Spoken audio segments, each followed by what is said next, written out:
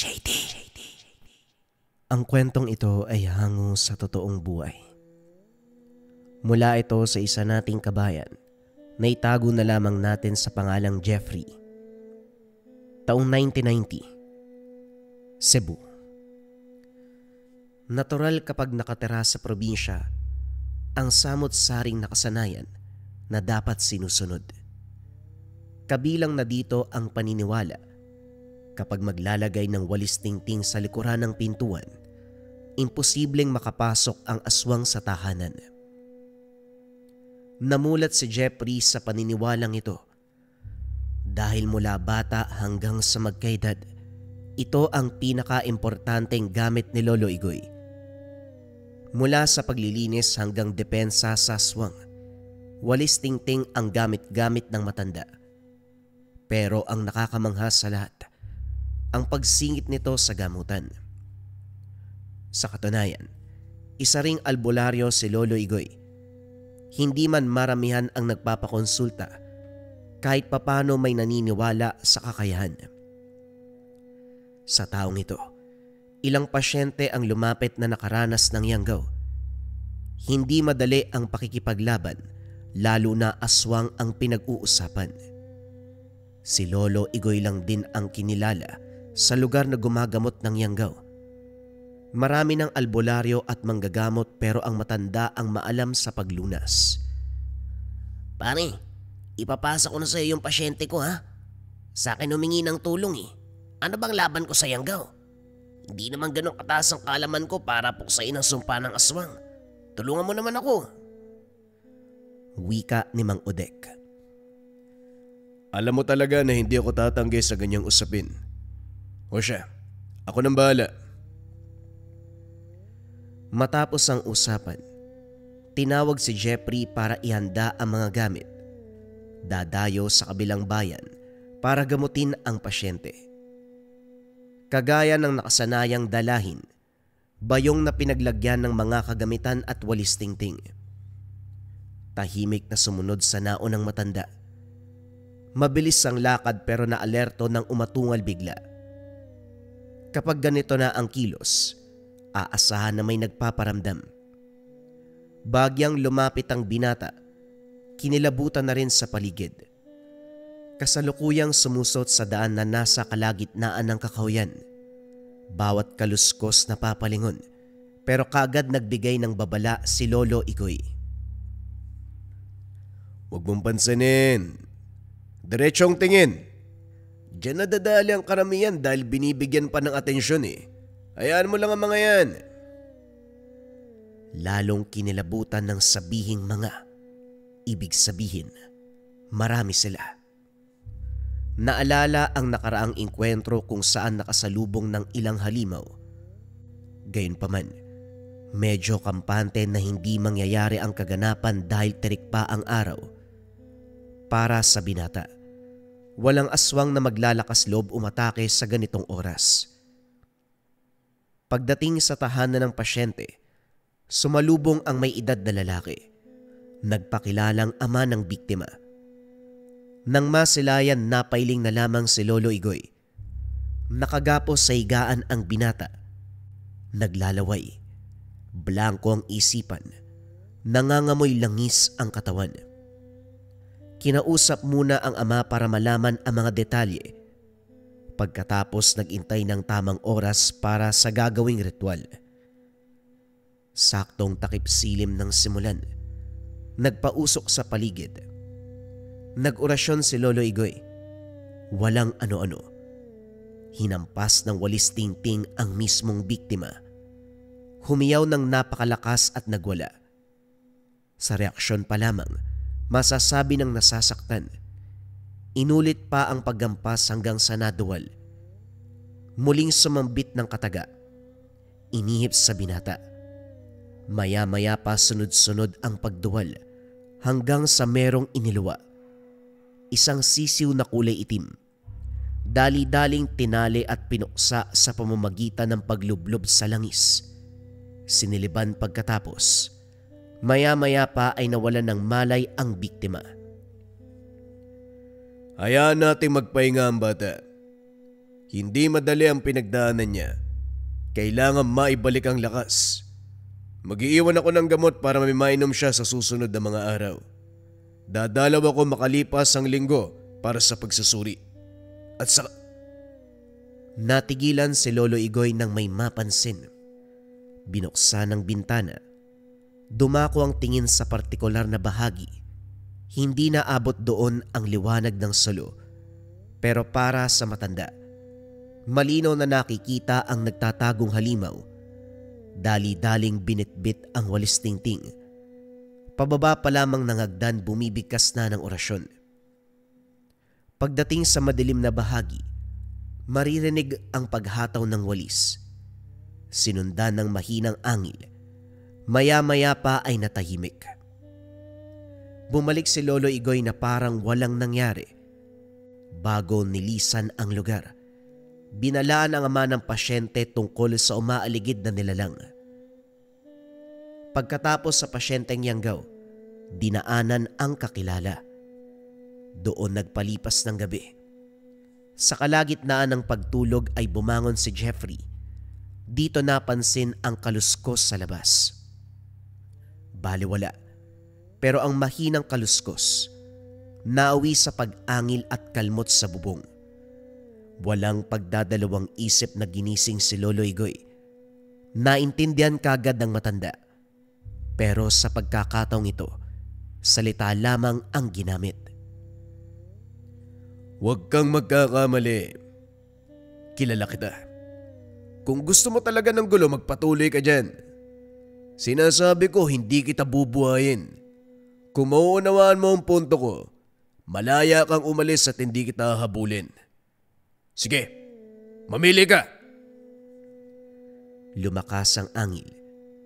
Tumindi ang kalabog sa labas. Naganda si Lolo Igoy pero sa kabutiang palad, kusang tumigil ang halimaw. Napailing na lamang ang matanda. Sinabihan ang lahat na bumalik sa pagtulog. Kinaumagahan habang nagsasalo sapag, may matandang lalaki na biglang lumapit. Nakadungaw sa bintana, diretso ang tingin kay Lolo Igoy. Magandang araw, pare. Sino sila? Anong may tutulong namin? Tanong ni Mang Carrion. Pinukaw ang atensyon ng matanda, pero kay Lolo Igoy ito nakatingin. Ikaw si Igoy, tama. Tulungan mo ang apo ko. Dinukot siya. Hindi ko kilala kung sino sila, pero sigurado kong may lahing aswang. Pakiusap. Wala na ako ibang malalapitan kung hindi ikaw lang. Natigil ang agahan. Ito ang inasikaso ni Lolo Igoy. Kinausap ang matanda. Nakinig sa pagsalaysay sa kaganapan. Nang magkalinawan, kagad sumama pabalik sa tahanan nito. Sinuri ang paligid. Kinausap ang mga kapitbahay sa nakitang pangyayari. Ang sabi naglalaro lamang ang mga bata nang biglang may lumapit na kalalakihan. Kampante nung una dahil nakipag-usap, namigay pa ng pagkain, nakipaglaro. Makaraan ng ilang sandali, nagulantang ang lahat sa sigawan at takbuhan ng mga kabataan. Nakatakas ang karamihan, dinukot ang iilan. Naidulog sa otoridad ang pangyayari pero para kay Mang Carrion, walang magagawa ang pulisya dahil ang mga ito may lahing aswang. Siguradong sigurado ang matanda. Pinanghawakan ang paniniwala. Mahihirapan tayong hanapin dahil kahit saang banda, wala namang naiwang bakas. Huwag ka mag-alala. Gagawa natin ang paraan.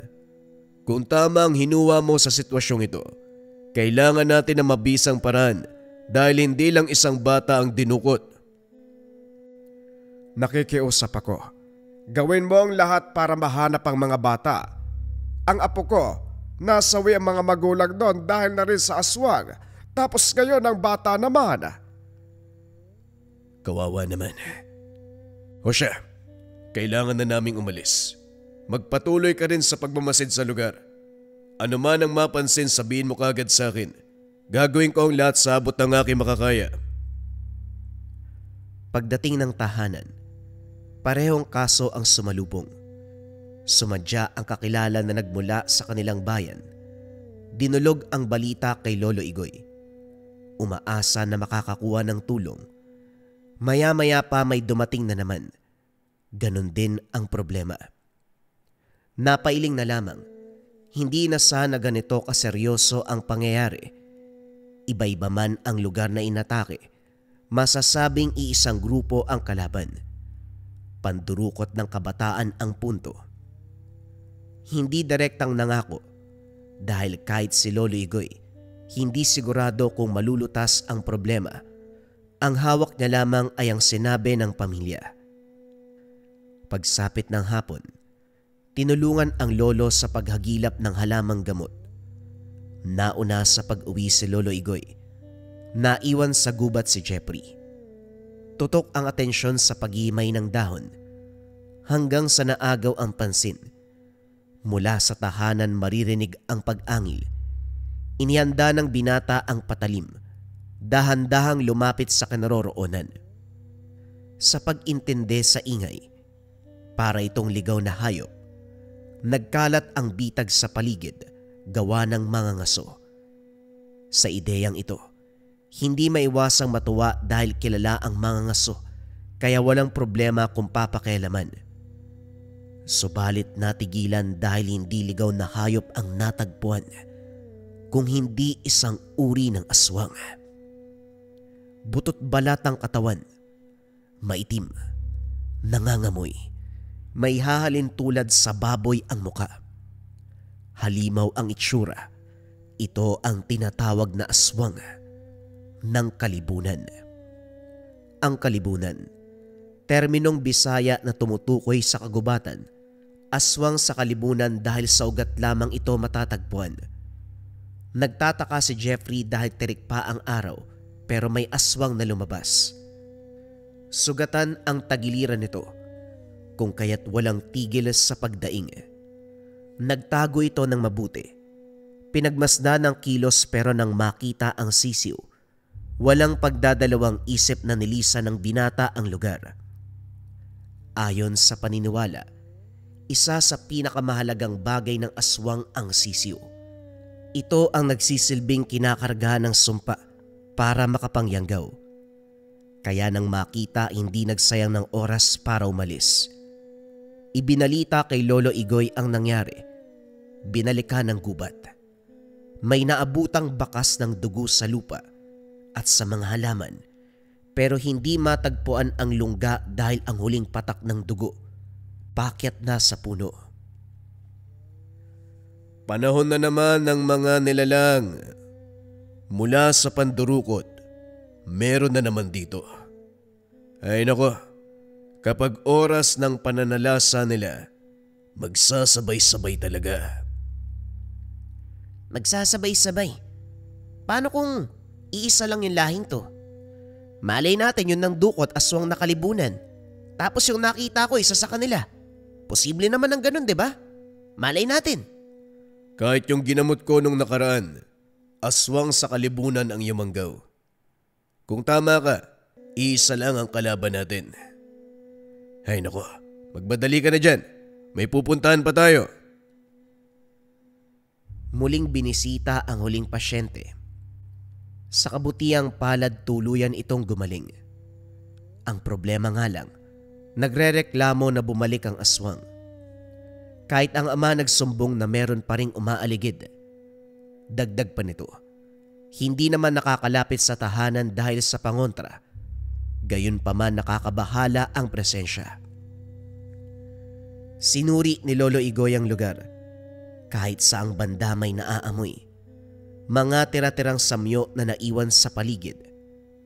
Ilang sandali pa may huni ng sisiw. Sa tunog pa lang, alam na ng albularyo kung anong klase. Nang mahanap walang pagdadalawang isip na hinataw ng walis. Sinabayan pa ng pagsambit ng dasal. Napatitig si Jeffrey. Napapaisip kung ano nga ba talaga ang meron sa walis tingting. Hindi ito maiwan-iwan ng lolo. kaagapay sa panggagamot, sa pagpuksa ng aswang, maging sa sisiw na may karga ng sumpa. Kitang-kita kung paanong naglupasay habang hinahataw ng walis. Hindi dahil malakas ang paghampas o maliit lamang ang sisiw, sadyang may kakaiba. Maliban pa riyan, tumagal ng ilang minuto ang munting hayop bago binawian ng buhay. Dinala ang sisiw, maayos na nakaselyo sa isang garapon. Ayon kay Lolo Igoy, sa ganitong paraan pwedeng malaman kung sino ang aswang. Nilapatan ito ng orasyon at isinailalim sa ritual. Paano po malalaman kung sino yung may-ari? Patay na ho yan eh. Patay man o buhay, hahanapin ng aswang ang pagmamay-ari niya. Magantay ka lang. Darating din ang araw, makikilala natin kung sino ang kalaban. Nang mga sumunod na sandali, naging abala ang maglolo sa paghahanap sa mandurukot.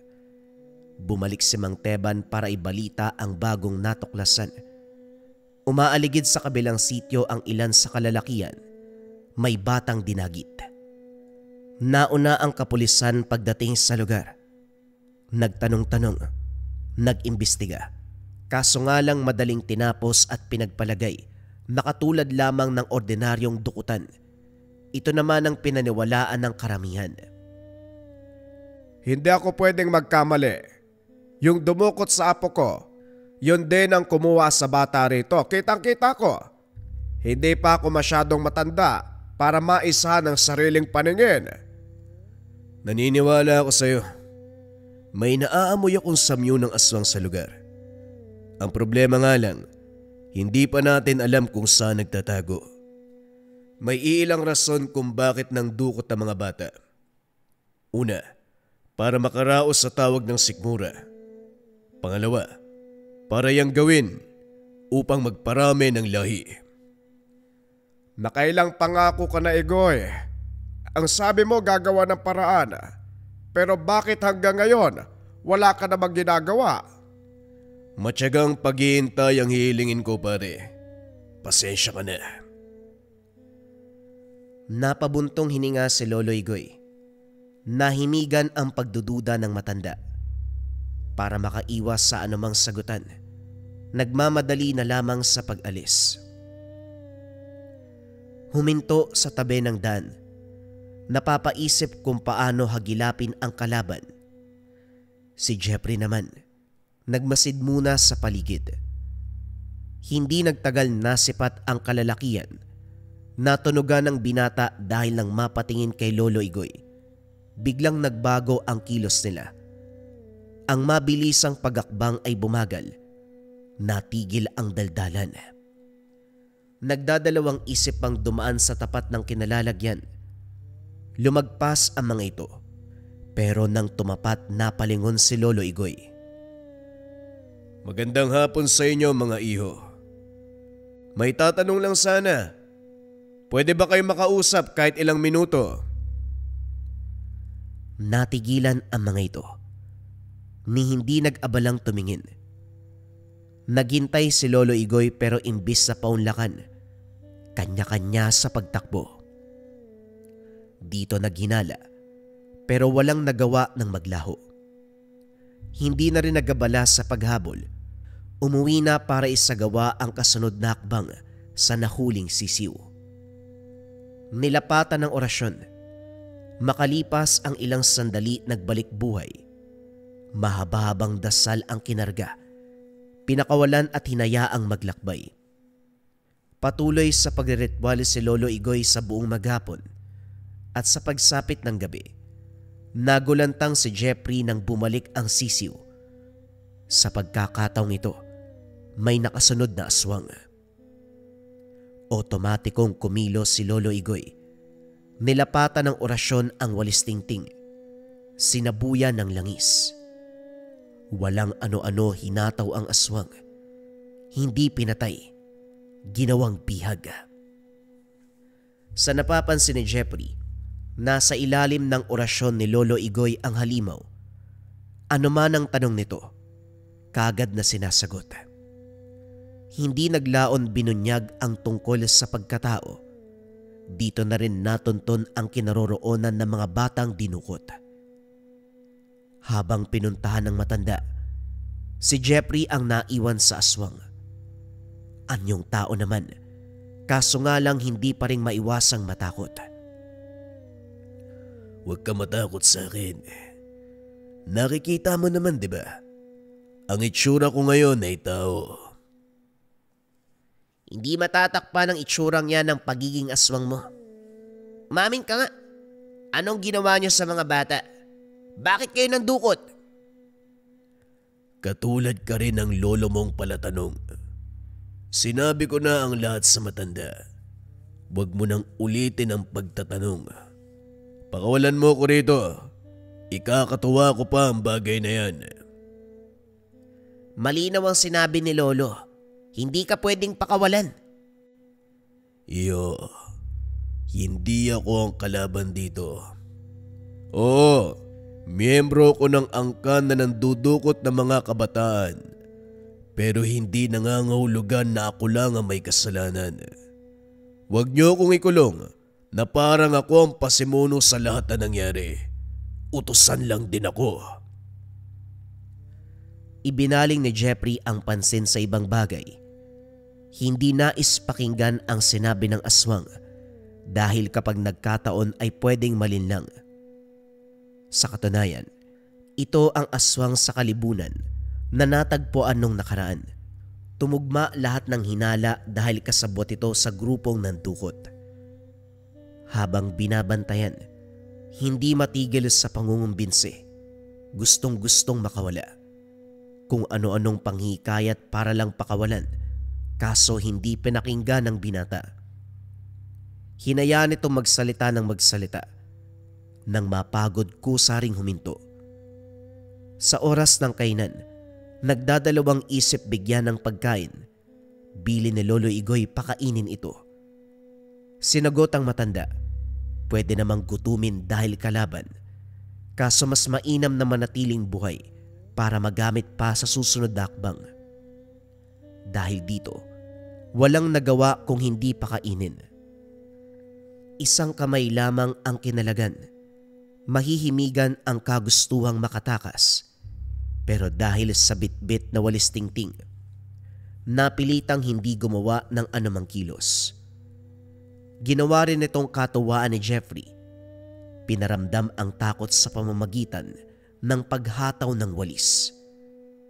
Maya-maya pa, napatanong. Bakit ba kayo natatakot sa walis tingting? Akala ko kaming mga bata lang ang natatakot kapag ginagamit to eh. Lalo na kapag galit yung nanay. Kung tutusin, kayang-kaya naman yung sakit nito eh. Pero bakit parang halos ikamatay nyo? Nakatira ka kasama ang albularyo, pero wala kang alam sa lihim na karunungan.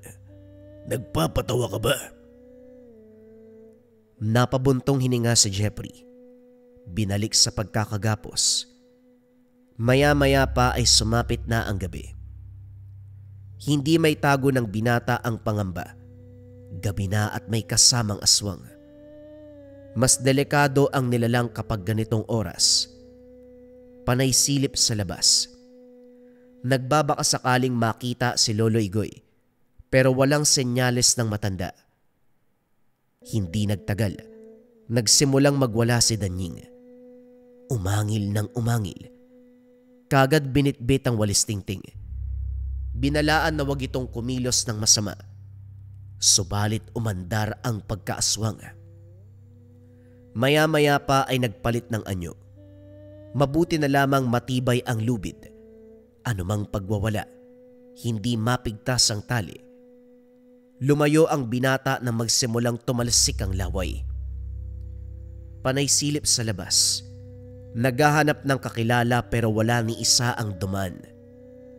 Maya-maya pa lumala ang pagwawala.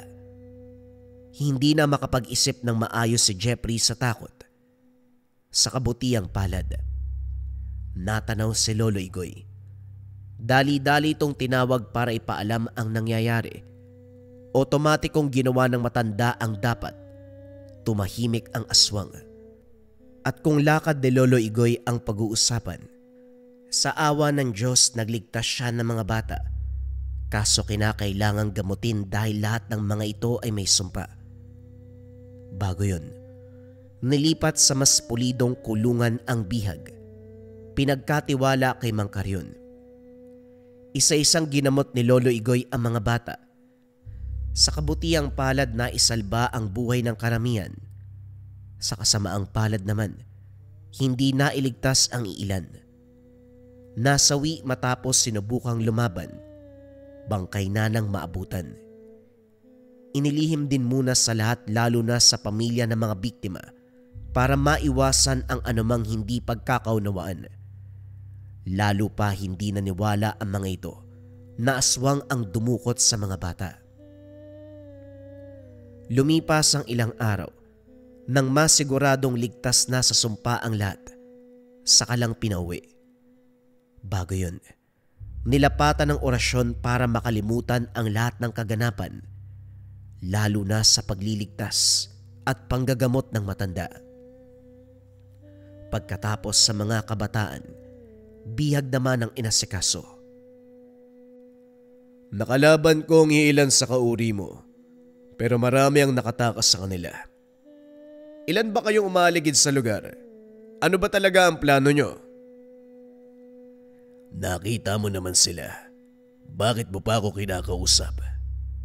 Kagaya ng sinabi ko sa apo mo, utusan lang din ako. Kung may dapat bang managot dito, si Pedring yun. Pinutol kagad ni Danying nang masabi ang lahing hindi dapat. Hindi nakaligtas sa usisa ni Lolo Igoy. Walang nagawa kung hindi aminin ang katotohanan. Habang nakikinig, hindi makapaniwala si Jeffrey na parang sindikato lang ang galawan ng mga ito. Nagpaplano ng pangdurukot para maparami ang lahi. Ang iba sa biktima ay kinakain ng laman. Ang tira ng katawan ay napunta sa hukay. Sinusunog para walang ebidensya o hindi kaya binibigay sa kapwa aswang na kumakain ng ibang parte. Masyadong brutal kung papakinggan, pero ito mismo ang kinumpisal ng aswang. Bihag pa rin si Danying. Walang balak na pakawalan. Bantay sarado ni Mang Karyon habang si Lolo Igoy abala sa paghahanap sa kasama nitong nakatakas. Ang mga gubat sa malapit ay tinaniman ng pangontra. Hindi naglaon may nagkamali. Nadagdagan ang proseso. Makikita sa reaksyon ni Danying na kilala ang bagong bihag. May palim na senyas pero kagad naintindihan ni Lolo Igoy. Nang usisain walang nagawa kung hindi magsalita. Ang plano ng grupo lisanin ang lugar bago mabisto. Lumuwas sa ibang lugar. Pero itong si Lito, hinanap ang kapatid. Walang iba kung hindi si Danying. Pare, tatapatin kita. Kahit mababang uri ang mga yan, hindi maikakaila ang lakas. Alam mo rin, isa kong ordinaryong tao na babahala sa mangyayari. Sa tingin mo ba papabayaan kita? Naisip ko na ang sitwasyon mo bago ko dalhin ang mga yan. Ipapakiusap ko lang na bantayan mo muna habang hindi ko pa nahanap ang iba. Balak mo bang hulihin ang lahat? Saan mo naman ilalagay? Dalawa pa nga lang yan, natatakot na ako eh. Paano kung malaman ng mga kapitbahay? Pag inalaan pa ako. Alam mo naman, hindi naniniwala ang mga yan sa aswang-aswang. Naisip ko na rin yan. Nilapatan ko ng sabulag ang tahanan, kaya kahit ano pang sigaw o pag-angil, walang makakarinig. Sa tahanan nito nagpalipas ng gabi. Maya-maya pa dumating si Mang Teban. Nagdala ng lambanog bilang pasasalamat sa pagligtas sa apo. Nagtaka si Lolo Igoy dahil sa pagkakatanda. Nilapatan ng orasyon ang mga bata para walang maalala. Sino pa nga bang makakatulong kapag ganito na ang usapin? Alam mong ikaw yon, paring Igoy. Pero maiba ko. Halina muna kayo. Mag-inuman tayo. Isinantabi ang problema. Ginugol ang oras sa pagsasaya. Tagay ng tagay ang matatanda.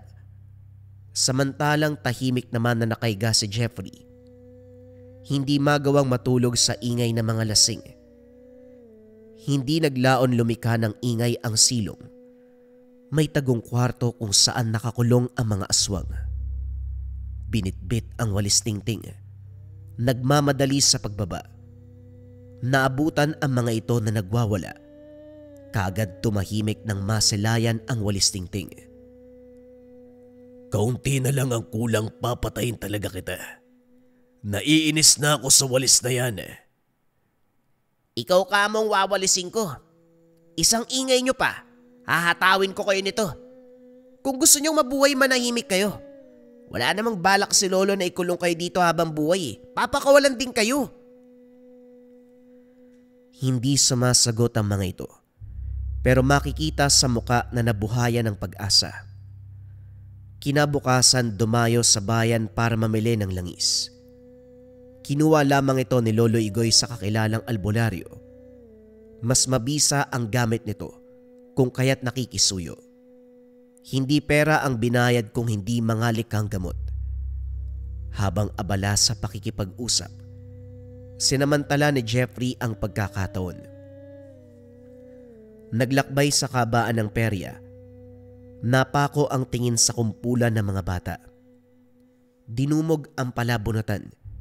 Iba't ibang kulay ng sisiw ang umiingganyo sa mga paslit. Napailing si Jeffrey dahil naalala ang itim na sisiw na merong kargang sumpa. Kagad winaksi. Nagpatuloy sa paglalakad pero sa hindi malamang dahilan, muli siyang bumalik sa lugar. Nagunahan ang mga bata sa pagbunot. Swerte ang ilan, malas naman ang karamihan. Habang nanonood, pasimpleng nagtanong si Jeffrey. Talaga bang sisiw yan? Baka mamaya may sumpa yan ha? Mga bata pa ang punteriya. Kaawaan mo naman kuya. Hindi malaman ng binata kung saan humugot ng lakas para sabihin ang bagay na ito. Naitikom ang bibig nang tumitig ang lalaki. Pagkuway ngumiti, tinuring na biro ang sinambit. Hindi nagtagal tinigil ng lalaki ang palabunutan. Nagdahilan na lilipat ng pwesto. Hindi to masyadong pinuna ni Jeffrey. Bumalik na rin sa tagpuan nila ni Lolo Igoy. Pagdating siya na lang din ang inaantay ng matanda. Nang lalakad na, natigilan ng napunit ang supot. Kitang-kita nila. Umaapaw ang langis sa biglang kumulo. Nang maunawaan ang nangyayari, nagmamadali silang nagtungo sa perya. Kaso hindi magilap ang lalaking nagpabunot ng sisiw. Umalis na ito sa lugar. Pagbalik ng tahanan, kagad inosisa ang magkapatid na bihag. Si Lito ang kaliwat kanan na tinatanong. Ang problema ay walang ideya. Hindi masyadong malapit sa tinatawag nila na pedring. Dahil nababahala sa kaganapan, nilapatan ng orasyon ang mga sisiw. Hinayaan na makaalis sa lugar. Lolo, anong mangyayari dun sa mga sisiw? Baka magkaroon ng malaking problema. Maghintay ka lang. Bukas o sa makalawa, malalaman natin ang resulta. Sa ngayon, tulungan mo kong kilalanin ang mga batang nakabunot ng sisiw. Delikado ang lagay nila. Nilibot ang perya. Kinilala ni Jeffrey ang bawat batang nakita. Sa kabutihang palad may dalawang namukaan. Kagad tinanong kung nasa ng sisiw. Pero nakakakilabot na sagot ang tinugon. Ayon sa mga bata, habang pauwi biglang nawala sa sariling pag-iisip. Ang naaalala na lamang, kusang pagpasok ng sisiw sa kani-kanilang bibig. Kung hindi ginamitan ng orasyon ni Lolo Igoy, hindi rin makakapagsalita ang mga ito. Sa puwersa ng sumpa, pinipigilan ang tao na umamin. Palihim na ginamit ni Lolo Igoy ang mga bata. Napayapa si Lolo Igoy. nang buhay ang sisiw ng mailuwa. Dinala sa tahanan, kinarga ng sumpa at pinatakas, kagaya sa magkapatid na Danying at Lito. Habang inaantay ang pagbabalik, dinayo ni Lolo Igoy ang dating pasyente. Sa paglalakad para marating ang bawat baryo, napansin na may naliligaw na sisiw. Nasa tabing daan at sa tuwing nasa malapitan kagad maglalaho.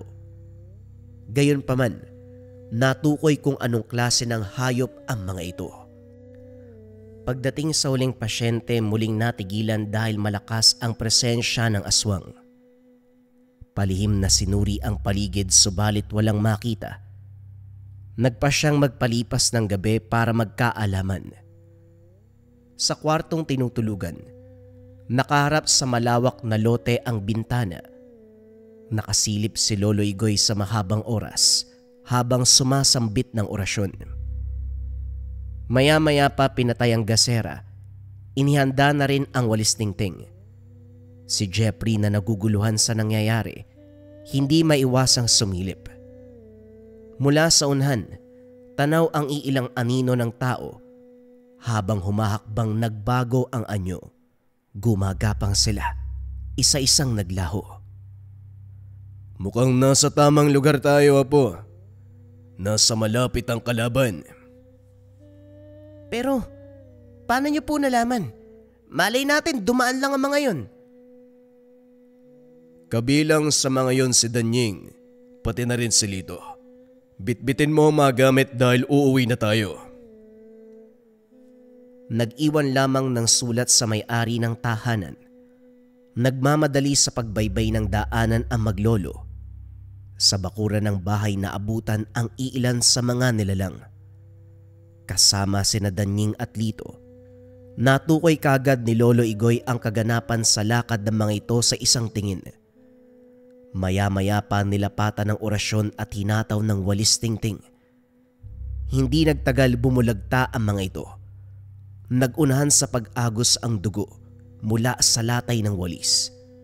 Sinama na rin ang magkapatid. Sumunod si Mang Carrion na siyang nagligpit ng mga bangkay. Kinaumagahan umalis si Lolo Igoy.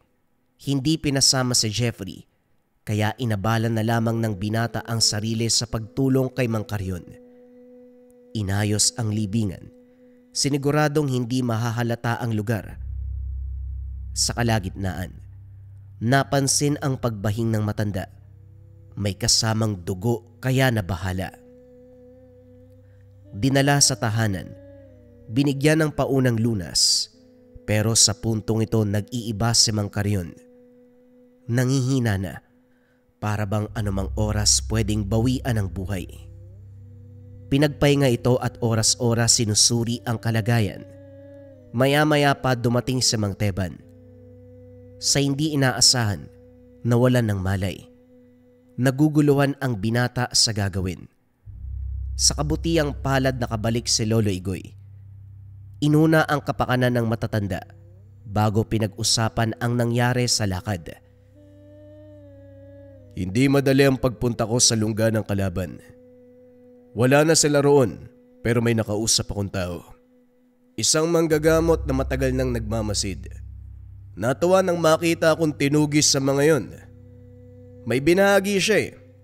Hindi lang ang mga bata ang niyanggaw ng mga ito. Lumalapit din sa may edad para mawaan. Kakaiba ang pamamaraan dahil idinadaan sa isang sakit. Huwag ka rin sanang mabibigla. Etong si Teban at Carrion, isa sa mga biktima. Sa sobrang abala ko, hindi ko napalaya na pati ang malalapit na kaibigan ay nahawaan na. Hindi naman ginusto ang nangyari, kaya wag niyo pong sisihin ang sarili niyo. Balang araw, mananagot din yung may pakana ng lahat ng yan. Nang mga sumunod na araw naging abala sa panggagamot si Lolo Igoy. Lahat ng pasyente ay may kinalaman sa pambibiktima ng aswang. May sugatan gawa ng kalmot. May yanggaw. Kabilang na rin dito sina Mang Teban at Mang Carrion. Naguguluhan dahil siguradong naalis ang sumpa sa mga ito pero bumabalik ang sintomas. Tinignan ko may ibang karamdaman ngunit wala na. 10 oras nang matapos ang panggagamot sa mga pasyente. Hindi magawang makapagpahinga dahil nasa tahanan ni Mang Teban at Mang Karyon. Inihanda ang mga gamot para sa muling pagsusuri. Lumabas sandali para kunin ang iba pang gamit.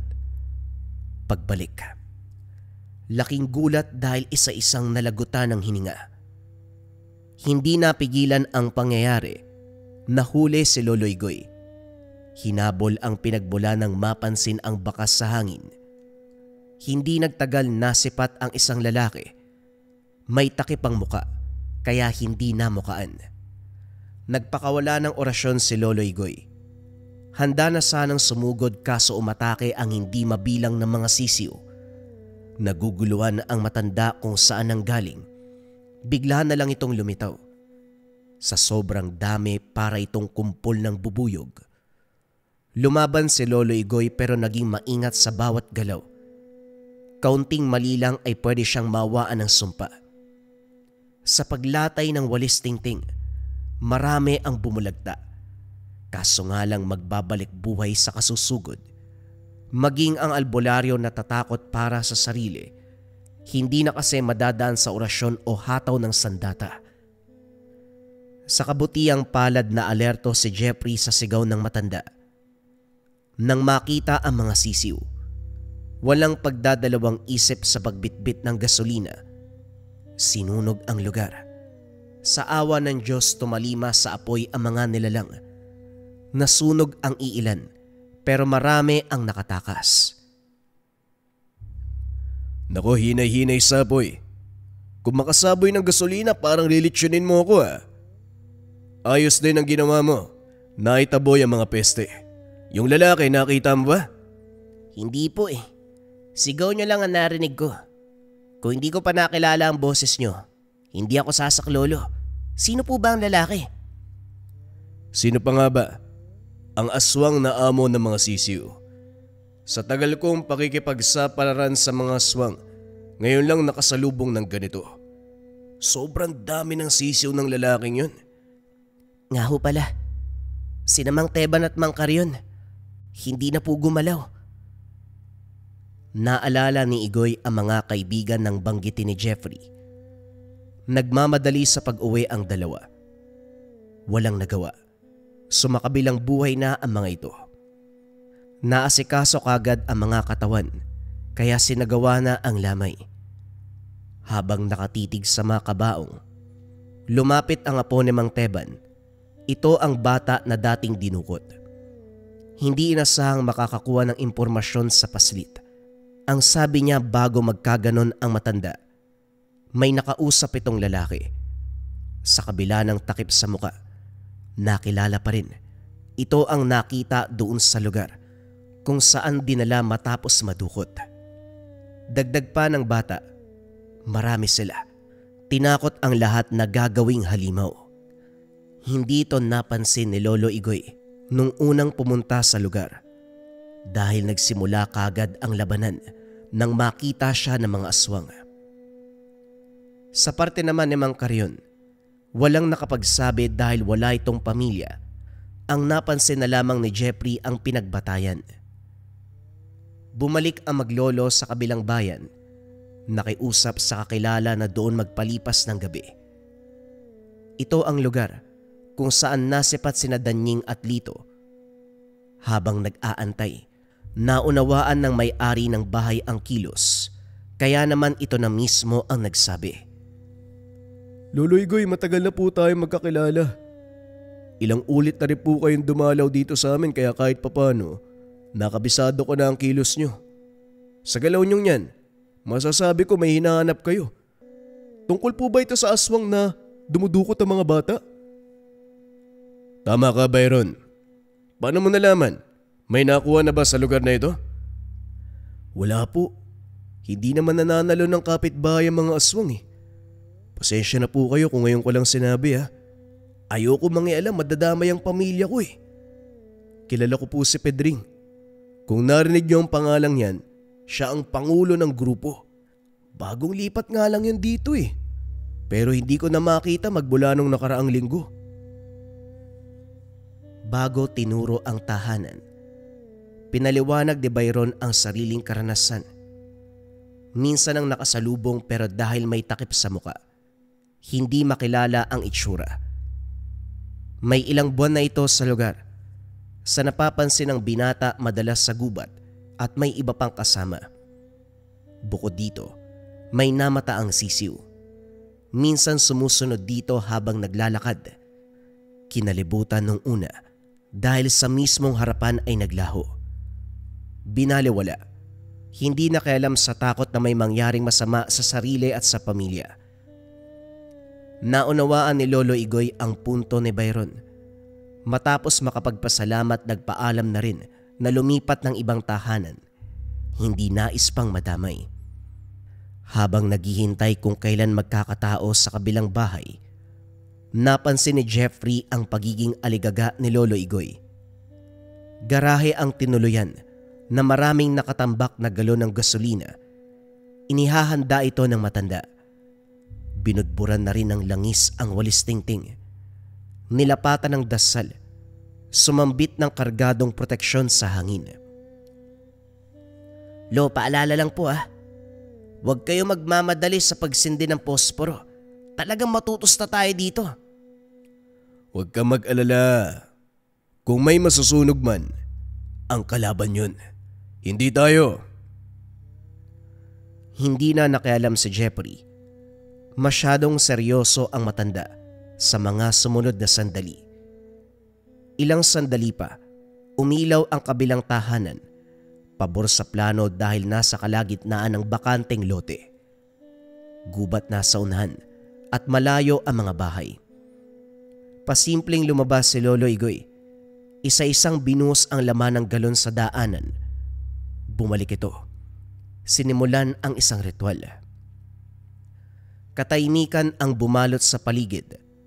Habang abala si Lolo Igoy, nakatutok naman ang atensyon ni Jeffrey sa kabilang tahanan. Maya-maya pa may dumating na iilang tao. Lumilingon pa bago pumasok. Naalerto ng masipat ang isa. Papalapit sa kinaroroonan nila. Napansin na rin ito ni Lolo Igoy. Pasimpleng pumwesto sa likuran ng pintuan. Nang makapasok, sinakal, idiniin ang walis tingting sa muka. Maya-maya pa ay bumulagta. Nalagutan ng hininga hindi dahil sa pagkakasakal, kung hindi sa walis. Dahil dito natulala na lamang si Jeffrey. Humanda ka dahil hindi magtatagal. Matutunogan ng mga kasamahan ang pagkawala nito. Sa oras na mangyari yun, mapapasabak tayo sa laban. Ito ang sayo. Napatitig si Jeffrey nang mag-abot ng isa pang walis tingting ang matanda. Hindi makapag-isip ng maayos dahil sa takot sa sinabi nitong mapapalaban sa aswang. Anong gagawin ko? Magwawalis? Pwede rin. Walisin mo ang sino mang lalapit sa'yo. Nauna sa paglabas ang matanda. Hindi nagtagal naglabasa na ang nasa kabilang tahanan.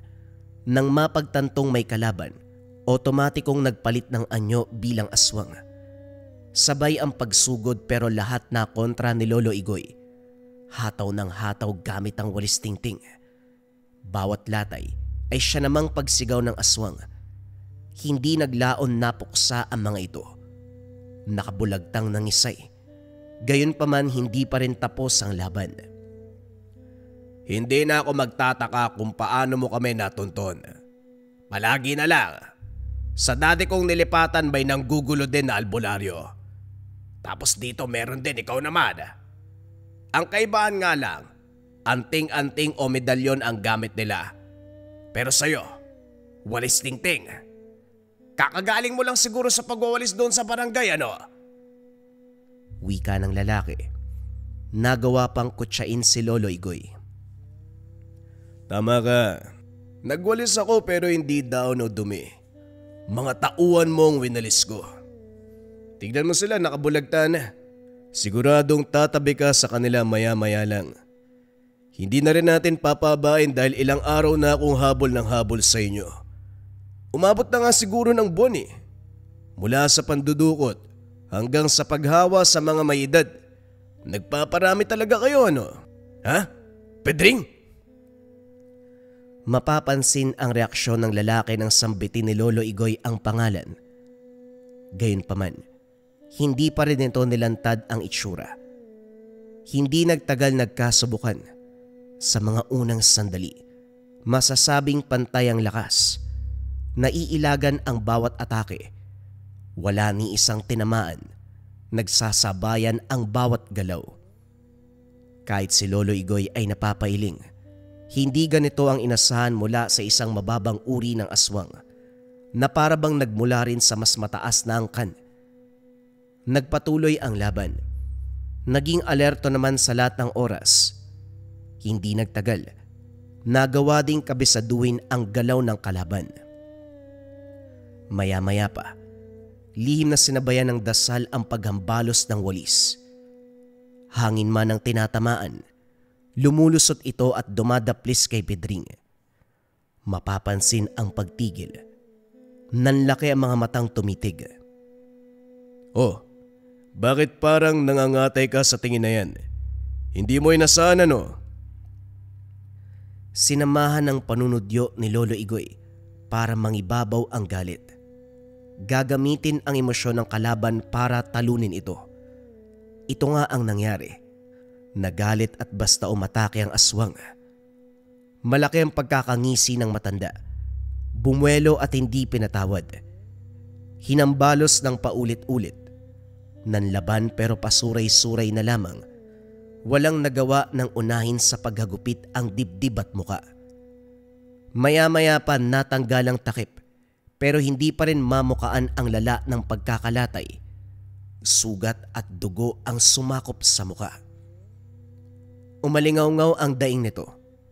Gumapang, nagbabaka sakaling makatakas pero bantay sarado ni Lolo Igoy. Nang bahagyang makalayo, muling hinataw ng walis. Halos maputol ang binte sa lala ng sugat. Wakwak na rin ang tiyan. Tambad ang laman pero nananatili pa ring buhay. Mas matindi ka pa sa masamang damo. Ang tagal mong malagutan ng hininga. Sabihin mo nga, may mga kasama ka pa ba? May kikitain ka pa ba sa mga susunod na oras? Sabay-sabay na kayo. Sa kabila ng pagtatanong, hindi na sumagot si Pedring. Nagingalo. Dahan-dahang nalagutan ng buhay. Matapos lapatan ng orasyon, sinimula ng pagsusunog. Sa loob ng garahe sinilaban.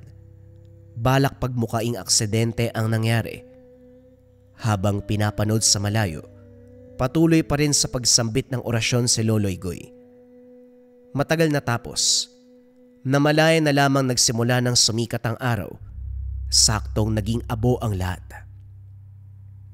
Pag-uwi ng tahanan, buntong hininga ang pinakawalan ni Lolo Igoy. Nagdarasal habang nakatingala sa langit. Pagkatapos, tuwang-tuwa na pumasok ng bahay. Alam mo, wala akong karapatan dahil namatay si Carrion at Teban. Kaso hindi ko mapigilan dahil sa kabila ng lahat, napuksa na din natin ang aswang.